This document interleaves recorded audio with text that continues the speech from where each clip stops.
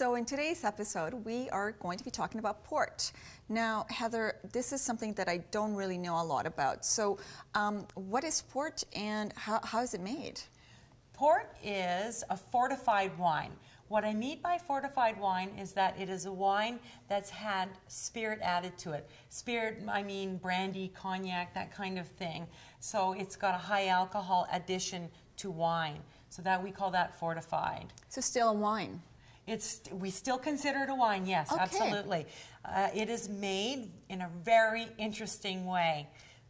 I want you to picture this, Yvonne. Okay, I'm picturing There it. is wine being made. The deep, dark, juicy grapes are all fermenting away beautifully. Then, when the ferment gets to about 6 to 8% alcohol by volume, they arrest the fermentation by throwing the brandy into it, and that kills the yeast and stops the fermentation. Okay. Now, picture this. We have our wine and we have our hot brandy, and we put them together.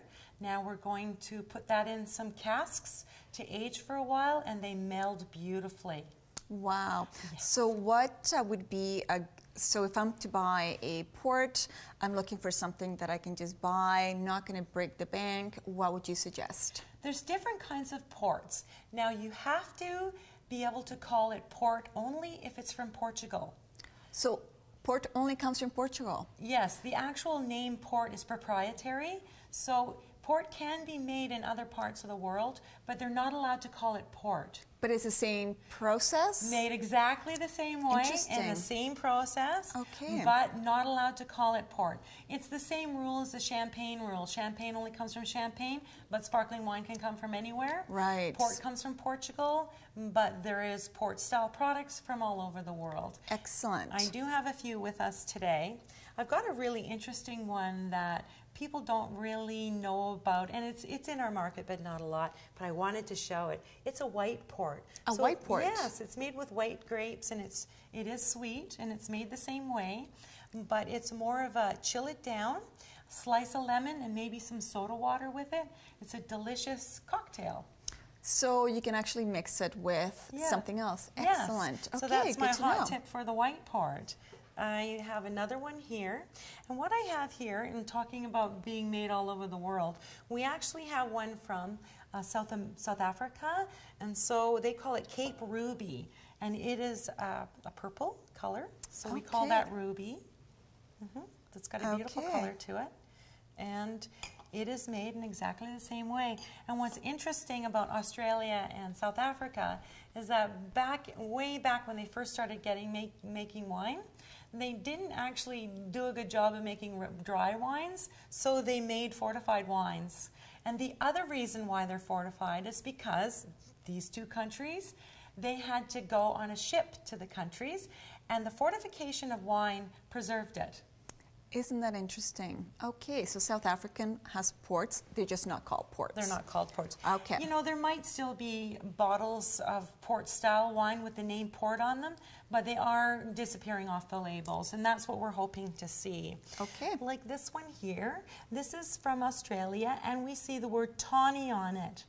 And tawny has a different color to it because the port's been aged in oak barrels, and that oak color imparts to the wine, and the redness sort of smooths out, and you get this tawny color. Does it taste any different? Yes. Okay. If I could describe this kind of port, well, shall we? Well, absolutely.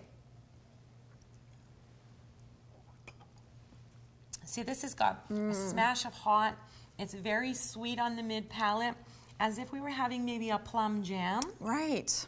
And then tawny ports are more like caramel, cashews, toffees, butterscotch. Oh, that sounds like a very yummy port. It's a very... Or a tawny. Yeah, it's a very nice... Yeah, you can call it tawny port. Tawny port. So that's a different kind of port. Okay. As you can see, we have quite a few here.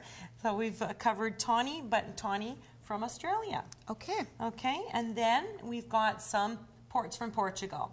Now, this port is called a ruby port, and it is the least expensive, best value port that you can find. Okay. The aging process that I'm talking about, where they put that into barrels, they only put it into barrels for maybe 6 months. So not very much aging is going on. So they can make it, get it out to market, and that's kind of a bread and butter port for them. Everyday port, easy. Everyday port. That's something Easy. You don't hear all the time. Everyday Heather. port. Everyday Well, port.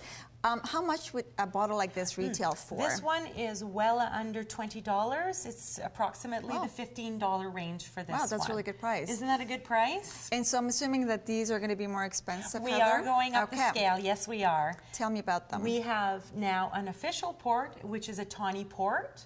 And it has got that beautiful tawny color to it. You called it official. Well, because it's from Portugal, we're allowed to call it tawny port from Portugal. Got it. And this is the kind of wine, I'm talking about the nuts and the caramels.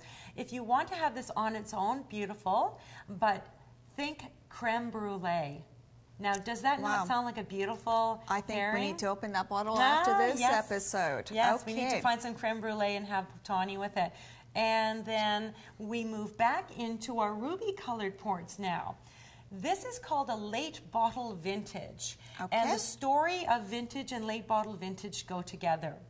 There are certain vintages, and that's the year of the harvest, that are superior.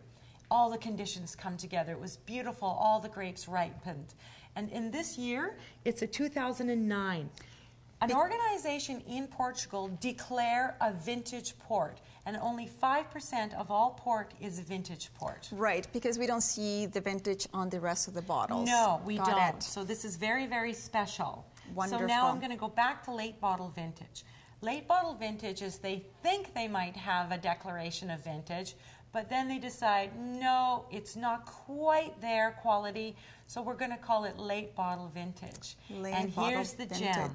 Where this one might be $100 or more, this one is in your more $40 to $60 range. But similar in quality. Yes, it is. Wonderful. So this is a gem wine. Now, you can lay them down.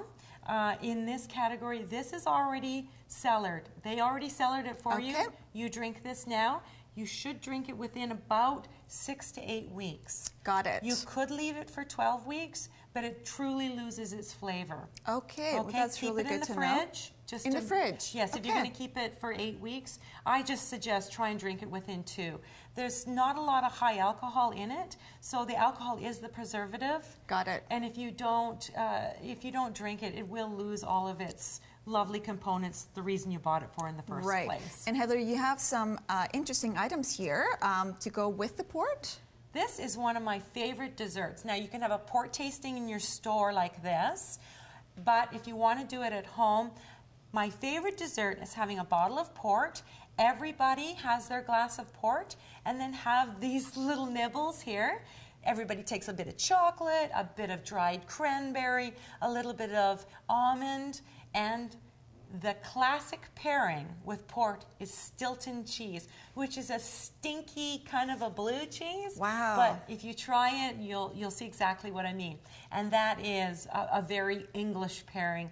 Truly spectacular combinations of food and sweet wine. Wonderful. So I highly recommend that. Well, Heather, this is wonderful information about ports.